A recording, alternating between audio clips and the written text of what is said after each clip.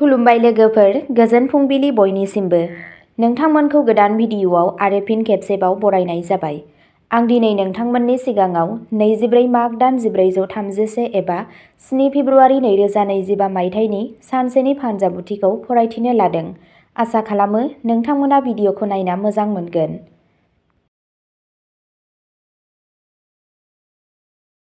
गिबियावनो दङ मेष राशि। बेयो सरासनस्रायै नोंथांनि थाखाय फिथाइ गोनां जागोन। नोंथाङा नोंथांनि बाथ्राफोरजों मानसिफोरखौ देरहागोन। खरसाया बांगोन। साना खामानिनि थाखाय मोजां जागोन आरो खाफालाबो नोंथांनि फारसे थागोन। मोजां मोनग्राफोरनि थाखाय बेयो जोबोद रमान्टिक जागोन। फारसेथिं हाबा जानाय सुबुंफोरहा खुसिजों बुंफबनाय नखरारि जिउ थागोन आरो बिदा-फंबायफोरनिफ्राय मदद मोनगोन। नोंथांनि दिनैनि खाफालगोनां दिगा जादों सोनाब, खाफालगोनां अनजिमाया जादों 9 आरो खाफालगोनां गाबा जादों गोमो गाब। वृषभ राशि। सोलोजों खामानि मावनानै नोंथाङा जायखौ नोंथांनि गोसोखौ थि खालामो बेखौ मोनफुंनो हागोन। सोरखारि खामानिनि गोनांथिया बांगोन। जायफोरा नोंथांजों दं बिसोर मुलाम्फा जागोन। सोलायनाया हरखाब खाबुफोरनिफ्राय फैयो। नोंथाङा होबथानायनि आखुखौ बुजिगोन। गावखौ आंगोफोरनो बाव आरो राहा ला आरो गोग्गाथाव साना नोंथांनि निगमाव बांगोन, जाय नोंथांनि गोसोआव गोजोननाय लाबोगोन। नोंथांनि दिनैनि खाफालगोनां दिगा जादों खोला, खाफालगोनां अनजिमाया जादों 3 आरो खाफालगोनां गाबा जादों गुफुर गाब। मिथुन राशि। लोगोफोरनि गेजेरजों मुलाम्फा मोनगोन। नाङै जिंगाफोर आरो खरसाफोरा नोंथांनि गोसोखौ बोनो हागोन। खामानिनि बेलायाव साना गोख्रों जागोन। नोंथाङा नोंथांनि खामानिनि सायाव सामलायनो हानानै गोख्रोङै खामानि मावगोन। मोजां फिथाइ फैगोन। हाबा जानाय सुबुंफोरनि थाथाया मोजां जागोन। मोजां मोनलायग्राफोराबो गावसोरनि सोमोन्दोआव गोरोबलायनाय मोनगोन। सम्पथिनिफ्राय मुलाम्फा जानो हागौ। नोंथांनि दिनैनि खाफालगोनां दिगा जादों खोला, खाफालगोनां अनजिमाया जादों 5 आरो खाफालगोनां गाबा जादों गोमो गाब। कर्क राशि। फिसाय आरो बिसिनि गेजेराव गावजों गाव बुजिलायनाया बांगोन। सोलोंथायारि दावबायनाया मुलाम्फा गोनां जागोन। देहायारि सावस्रिनि थाखाय जिंगाया बांगोन। खुरमा बाहागिफोरनि गेजेराव हेफाजाब होनाया बांगोन। जिब-जुनारफोरनिफ्राय मुलाम्फा मोनगोन। दाहारजों सोमोन्दो थानाय जेंनाया खमायगोन। नोंथाङा माखासे सानस्लाबै हेफाजाब मोनगोन, जाय नोंथांनि गोसोखौ बांहोगोन, जायजों न'आव अननाय आरो बुजिनाय फैगोन। नोंथांनि दिनैनि खाफालगोनां दिगा जादों खोला, खाफालगोनां अनजिमाया जादों 1 आरो खाफालगोनां गाबा जादों गोमो गाब। सिंह राशि। नोंथाङा नोंथांनि गोसोआव जा सानो बेयो सैथो जागोन। नोंथाङा माखासे साहसगोनां थिरांथाफोर लागोन। बिजिरसं गोनां सानथौआ बांगोन। बिदा-फंबायनि गेजेराव जौगानाया फैगोन। नोंथाङा न'नि गोनांथिफोरखौ मिन्थिगोन आरो बेफोरखौ आबुं खालामगोन। गोबाव समनिफ्रायनो गोनो-गोथोफोरा सुस्रांजागोन। नोंथाङा नोंथांनि खामानियाव गोसो होनो नाजागोन, थेवब्लाबो गोबां बाथ्राफोर थागोन। नोंथांनि दिनैनि खाफालगोनां दिगा जादों साहा, खाफालगोनां अनजिमाया जादों 2 आरो खाफालगोनां गाबा जादों गुफुर गाब। कन्या राशि। बबेबा गोजानाव दावबायनायनि बिथांखि लानाया जाथावना जानो हागौ। हाबा जानाय सुबुंफोरनि नखरारि जिउआ नारसिनथाय गोनां जानो हागौ। बेबादि जेबो दाखालाम जाय सोमोन्दोआव दावराव-दावसि सोमजिहोनो हागौ। मोजां मोनग्राफोरनि थाखाय साना मान आरो सनमानजों बुंफबगोन। नोंथाङा नोंथांनि सोमोन्दोनि बागै एसे गिनाय मोननो हागौ, नाथाय गोख्रों था।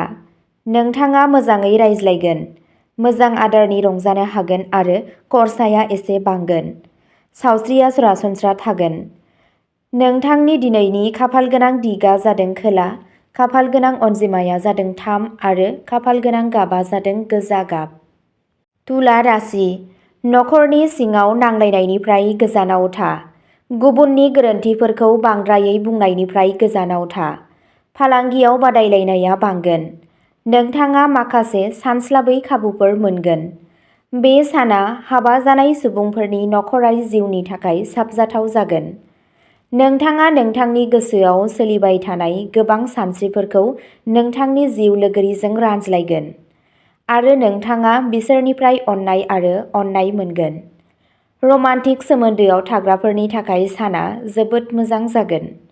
नोंथाङा नोंथांनि सोमोन्दोआव रेजें खरसाजों लोगोसे रमान्सखौबो नुनो मोनगोन।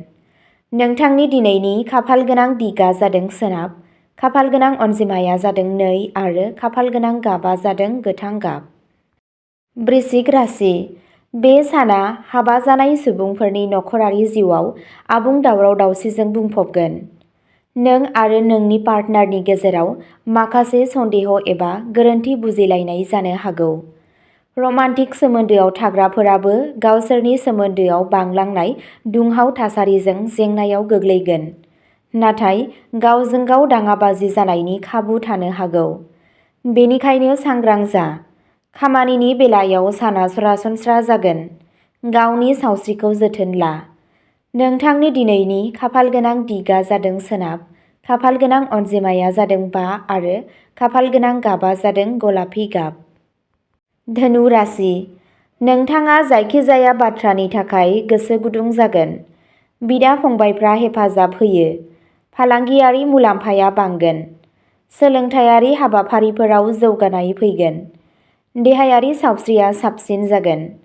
नोंथांनि गेजेराव गोबां रायज्लायनाय जागोन आरो नोंथाङा नोंथांनि अननायखौ दावगाहोगोन। खामानिनि बेलायाव साना जोबोद मोजां जागोन आरो गोख्रों खाफालनि थाखाय खामानिफोरा जाफुंगोन।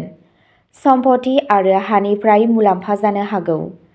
नोंथांनि दिनैनि खाफालगोनां दिगा जादों सानजा, खाफालगोनां अनजिमाया जादों 9 आरो खाफालगोनां गाबा जादों गोजा गाब। मकर राशि। हाबा जानाय सुबुंफोरा गावसोरनि नखरारि जिउआव एसे नारसिनथाय मोननो हागौ आरो नोंथाङा नोंथांनि गथ'फोरनि सावस्रि आरो बिसोरनि कम्पानिनि बादै जिंगासिनो हागौ। मोजां मोनग्राफोरनि थाखाय साना सरासनस्रा जागोन, नाथाय नोंथाङा एसे गुबुन आखु दिन्थिगोन, जायखौ नोंथांनि नखरा बुजिनो हायाबो जानो हागौ। नोंथांनि सावस्रिया मोजां जागोन। नोंथाङा खामानियाव गोसो होगोन आरो मोजां फिथाय मोनगोन। नोंथांनि दिनैनि खाफालगोनां दिगा जादों खोला, खाफालगोनां अनजिमाया जादों 3 आरो खाफालगोनां गाबा जादों पार्पल गाब। कुम्भ राशि। नखरनि सासे गेदेरनि सावस्रिया नोंथांखौ जिंगासिनो हागौ। न'आव मोनसे गुलाय-गुजाय आबहावा जानो हागौ, बेनिखायनो सांग्रां जा। हाबा जानाय सुबुंफोरा मोनसे गोजोन नखरारि जिउ मोनगोन।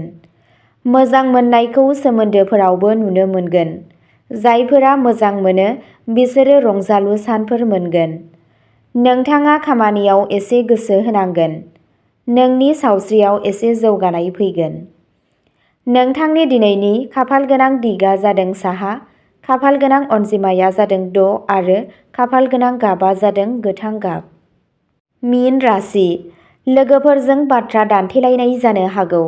सावस्रिया मोजां जागोन, नाथाय नोंथां आरो नोंनि जिउ लोगोरिनि गेजेराव गोरोबलायैनि थाखाय नांलाय-खमलाय जानो हागौ। बेनिखायनो नोंथांनि रागायाव गोसो हो।